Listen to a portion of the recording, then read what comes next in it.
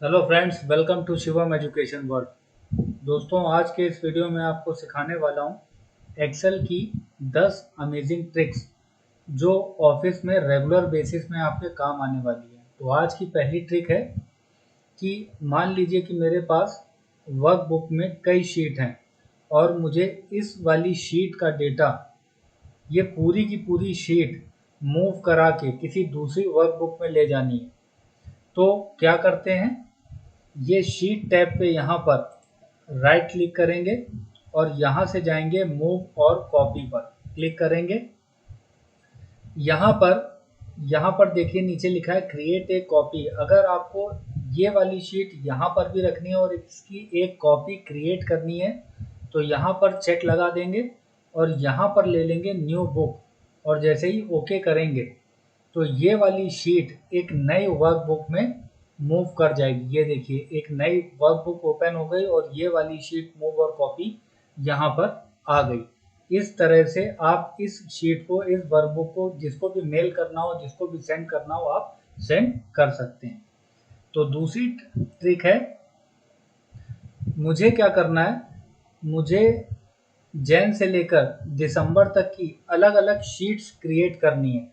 तो एक एक शीट इंसर्ट करके मैं जनवरी फरवरी इस तरह से करूं, या एक क्लिक में मैं सभी शीट एक साथ बना सकता हूं और शीट नेम भी उसमें लिखा हुआ आ जाए। तो किस तरह से करेंगे, यहाँ पर देखिए मैंने मंथ लिखा हुआ है और यहाँ पर मंथ नेम लिखे हुए हैं पहले से। तो मैं क्या करूँगा, इसके लिए मैं क्या करता हूँ, इस वाली शीट को मूव करा के एक नई वर्कबुक में पहले मैं ले जा रहा हूँ यहाँ से, जो अभी मैंने आपको बताया है। एक कॉपी क्रिएट कर लिया, न्यू बुक ओपन कर दिया और यहाँ पर आ गया मेरे पास ये। तो यहाँ पर क्या है, मंथ हेडर में है और यहाँ पर मंथ नेम लिखे हुए हैं। अब क्या करना है, इसको यहाँ से सेलेक्ट कर लेना है, ऑल्ट एन वी करना है, या इंसर्ट में जाके आप पिवोट टेबल ले लो या ऑल्ट एन वी करो। ऑल्ट एन वी किया तो पिवोट टेबल का डायलॉग बॉक्स ओपन हो गया। एग्जिस्टिंग वर्कशीट में बना लेता हूँ, लोकेशन ये दे दिया, ओके कर दिया। पिवोट सीरीज मेरी चल रही है, आप वहाँ से भी सारे वीडियोस देख सकते हैं पिवोट टेबल के। ये मंथ को यहाँ से ड्रैग करके फिल्टर्स में ले आए और यहाँ पे क्लिक करके एनालाइज टैब में गए, ऑप्शंस के ड्रॉप डाउन पे क्लिक किया, शो रिपोर्ट फिल्टर पेजेस में क्लिक किया और यहाँ पर ओके करते ही ये देखिए मैजिक हो गया। अप्रैल मई जून जुलाई अगस्त सितंबर अक्टूबर नवंबर दिसंबर सभी महीने की शीट मेरी निकल के आ गई। ये देखिए सारी शीट यहाँ पर आ रही है, ठीक है। ये देखिए सभी जितने भी मंथ्स थे सभी की शीट यहाँ पर मैंने क्रिएट कर दिया है। अब क्या करना है, ये सभी शीट पे ये आ रहा है ना, ये देखिए सभी शीट पे। तो क्या करेंगे, सेलेक्ट ऑल कर देंगे यहाँ से और इसको ऐसे सेलेक्ट करके डिलीट कर देंगे तो सभी शीट में ये चला जाएगा। ये देखिए, और इस वाली शीट की कोई आवश्यकता नहीं है तो इसको डिलीट कर देंगे और मेरे पास केवल मंथ की शीट आ गई। ये देखिए, ठीक है। तो ये थी हमारी आज की दूसरी ट्रिक। नेक्स्ट पे मूव करता हूं। अगर मैं चाहूं कि यहां से कोई भी यूजर नई शीट ऐड ना कर पाए, कोई भी शीट डिलीट ना कर पाए, रीनेम ना कर पाए, मूव कॉपी ना कर पाए, ये सारे ऑप्शन यहाँ से हाइड हो जाएं, तो मुझे जाना होगा रिव्यू टैब में, प्रोटेक्ट वर्कबुक में जाना होगा और यहाँ पर कोई पासवर्ड डाल के ओके कर दीजिए। एक बार फिर से पासवर्ड डाल के ओके कर दीजिए तो ये देखिए यहाँ पर ये सारे ऑप्शन अब डिसअपियर हो गए। कोई भी शीट को मूव डिलीट रीनेम नहीं कर पाएगा, यहाँ से कोई भी शीट ऐड नहीं कर पाएगा। फिर से इसको ओपन करना है तो पासवर्ड डालेंगे तो ये वापस हम इसको अनलॉक कर सकते हैं। ये देखिए अब सारे ऑप्शन हाईलाइट होकर आ रहे हैं। नेक्स्ट पे अगर यहाँ पर मैंने फॉर्मूला लगा रखा है और ये टोटल मार्क्स निकाल के दे रहा है, तो जब यहाँ पर एंट्री नहीं है तो यहाँ पर 0 0 आ रहा है, तो इसको हाइड कराने के लिए इसको सेलेक्ट कर लेंगे, कंट्रोल 1 करेंगे, फॉर्मेट सेल्स में जाएंगे और फिर मैं जाऊंगा कस्टम पे। तो सबसे पहले कहाँ जा रहे हैं, फॉर्मेट सेल में, यहाँ पर जा रहे हैं कस्टम में और यहाँ से जनरल को हटा के सबसे पहले लिखेंगे 0 और 3 बार सेमी कॉलन लगा देंगे, 3 बार सेमी कॉलन और ओके कर देंगे। तो यहाँ से 0 हाइड हो जाएगा। अब यहाँ पे कोई वैल्यू अगर इन करेंगे, ये देखिए, तो कैलकुलेशन होकर आएगा। ये देखिए कैलकुलेशन होकर आ रहा है, लेकिन 0 यहाँ पर हाइड हो गया। नेक्स्ट ट्रिक में मूव करता हूँ। मुझे यहाँ पर चाहिए कि ये जो पार्टी नेम का कॉलम है ये डेट के बाद आ जाए। तो इसको स्वैपिंग, कॉलम्स को स्वैपिंग किस तरह से कराते हैं, तो सबसे पहले क्या करेंगे, शिफ्ट बटन दबा के रखेंगे और यहाँ से इसको पकड़ के इस तरह से इसको मूव करा देंगे। तो ये डेट के बाद पार्टी नेम का कॉलम आ गया। अब अगर मेरी रिक्वायरमेंट है कि ये बिल अमाउंट डेट के बाद आ जाए, तो फिर क्या करेंगे, यहाँ से इस कॉलम को सेलेक्ट करेंगे, इसको सेलेक्ट करेंगे और शिफ्ट बटन दबा के इसको यहाँ से पकड़ के ये यहाँ पर ले आएंगे। तो इस तरह से कॉलम्स को स्वैपिंग करा सकते हैं शिफ्ट के साथ, उसको ड्रैग करा के। नेक्स्ट पे चलते हैं। अगर मैं आपसे कहूँ कि यहाँ पर डेटा एंट्री करने में दिक्कत आती है, फॉर्म यूजर फॉर्म हो जहाँ पर आराम से मैं डेटा एंटर कर सकूँ, तो क्या करूँगा, इसको सबसे पहले सेलेक्ट कर लेंगे, ठीक है, और कंट्रोल टी करेंगे, इसको टेबल फॉर्मेट में माय टेबल एज हेडर में चेक लगा के ओके कर देंगे और यहाँ से कोई भी फॉर्मेटिंग ले लेंगे और इसको मैं यहाँ पर कर देता हूँ, बैंडेड रो से टिक हटा देता हूँ। यहाँ पर मैं ये हेडिंग में यहाँ पर मैं कलर लगा देता हूँ ब्लैक, ये मैंने कर दिया।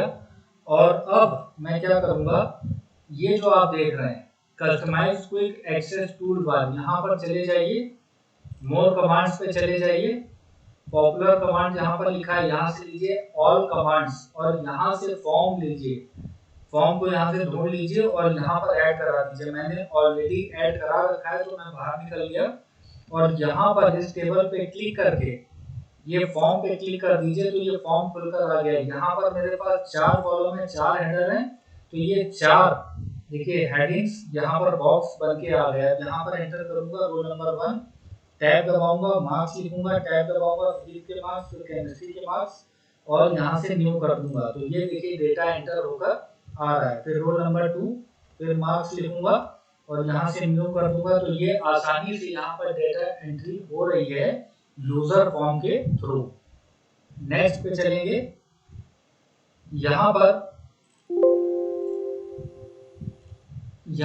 अगर मैं आपसे कहूँ कि ये जो मेरी फाइल है जिसमें मैं वर्क कर रहा हूँ, इसकी लोकेशन क्या है, मुझे पता नहीं कि ये फाइल कहाँ पर सेव है, इसकी लोकेशन मुझे जाननी हो, तो पूरा इसका पाथ, इसकी लोकेशन कैसे फाइंड आउट करते हैं, यहाँ पर पास कर देंगे सेल का फंक्शन, ब्रैकेट स्टार्ट करके यहाँ से ले लेंगे फाइल नेम और ब्रैकेट क्लोज करके एंटर प्रेस करेंगे। तो ये पूरा पाथ यहाँ पर दिखा रहा है, यूजर्स, डेस्कटॉप और इसका फाइल का नेम सारा इसका इसने बता दिया कि सी ड्राइव में इस जगह पे, इस लोकेशन पे फाइल सेव है। नेक्स्ट पे मूव करता हूँ। यहाँ पर दोस्तों अगर मैं सबसे पहले क्या करता हूँ, इसको नई वर्कबुक में मैं मूव करा रहा हूँ, एक कॉपी बना लिया मैंने। और अब मेरी रिक्वायरमेंट क्या है, मैं क्या चाहता हूँ कि कुछ कॉलम्स हाइड करा के जो बचा हुआ डेटा है वो मुझे पेस्ट करके किसी दूसरे यूजर को देना है। तो मैं क्या करूँगा, यहाँ पर देखिए, अगर मैं यहाँ से 3 कॉलम को यहाँ से हाइड करा देता हूँ ये, और बचे हुए डेटा को यहाँ से मैं कॉपी करता हूँ कंट्रोल सी और यहाँ पर मैं पेस्ट करना चाहता हूँ कंट्रोल वी, तो सारा डेटा ये तो आ गया। जो कॉलम्स हाइड कर रहे थे वो भी यहाँ पर दिखाई दे रहा है, तो मेरी रिक्वायरमेंट तो फुलफिल नहीं हुई ना। तो मैं क्या करूँगा, अब मैं आपको बताता हूँ एक ट्रिक जो आपके बहुत ज़्यादा काम आने वाली है। यहाँ पर क्या करूँगा, ये जो मैंने हाइड कर रखा है, ठीक है, यहाँ पर मैंने हाइड करा था, फिर से मैं उसको एक बार अनहाइड कर देता हूँ और फिर से मैं आपको करके दिखाता हूँ।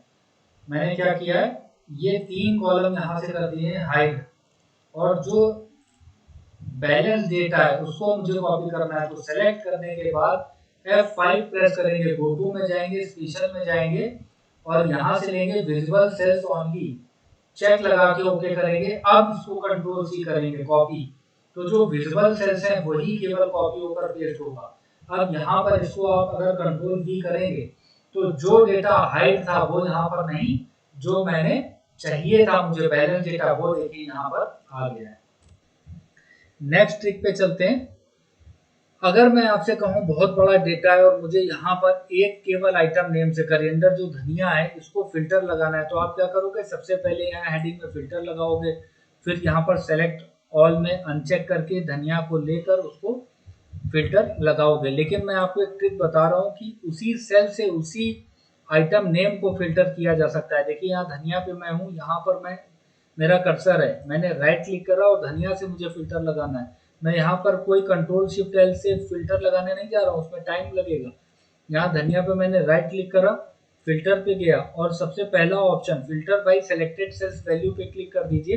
ये देखिए मेरा फिल्टर अप्लाई हो गया और धनिया को इसने फिल्टर कर दिया।